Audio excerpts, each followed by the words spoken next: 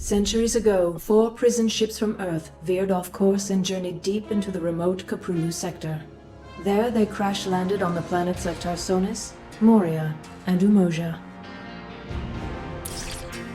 Cut off from Earth, the survivors established colonies throughout the sector. The largest, Tarsonis, was founded by a powerful yet increasingly oppressive government called the Confederacy. Spurred by the terrible acts of this government, Arcturus Mengsk formed the Sons of Korhal. This rebel army fought to overthrow the Confederacy and liberate the Korhal sector. Even as Mengsk and his resistance fighters fought to overthrow the corrupt Confederacy, a much greater threat confronted the Terrans. Without warning, massive alien warships appeared and surrounded the Confederate planet of Chau-Sara. Calling themselves Protoss, the aliens incinerated the planet's surface and then mysteriously withdrew.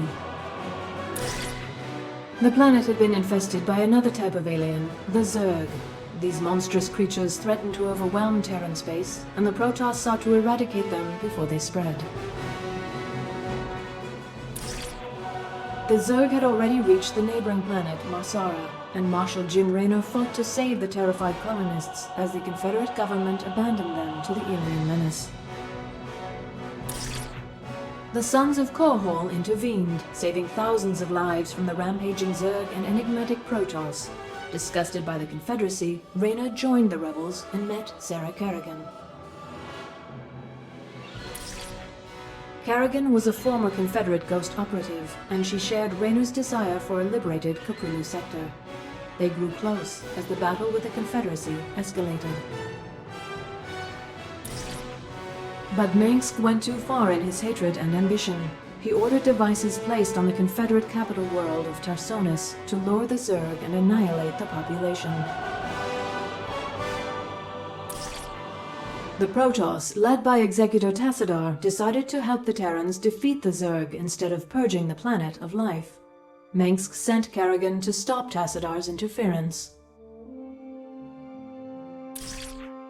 With Kerrigan battling the Protoss, the Zerg overwhelmed Tarsonis and decimated the population. Having achieved his goals, Mengsk left the planet and abandoned Kerrigan to the aliens. Sickened by Mengsk's treachery, Raynor quit the Sons of Korhal. He raced to the planet's surface to save Kerrigan, but was too late. No trace of her remained. Having destroyed the Confederacy, Mengsk crowned himself Emperor of the newly formed Terran Dominion, a government that would prove to be just as corrupt as its predecessor. Raynor mourned the loss of Kerrigan and vowed revenge. Unbeknownst to him, however, the Zerg hadn't killed Kerrigan. Instead, they took her to the volcanic planet of Char. On Char, Kerrigan was transformed to the alien Queen of Blades.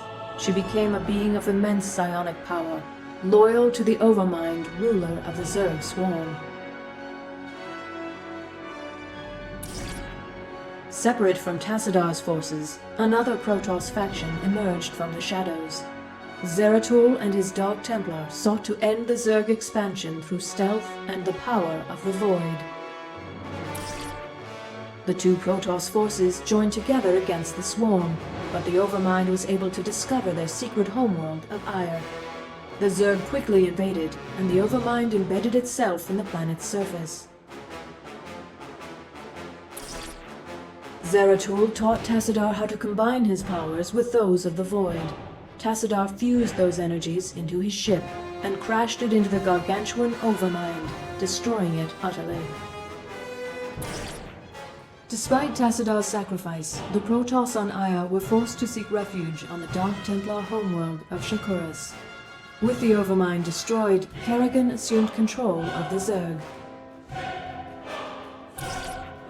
Raynor began a resistance movement against the oppressive Dominion.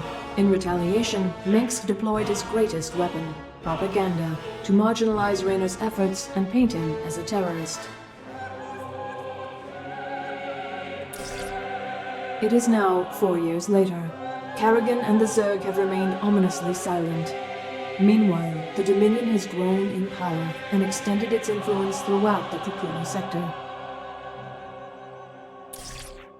Raynor and his forces, plagued by low morale and lack of resources, continue their struggle against the Dominion. Victory against Mengsk, however, seems more distant than ever.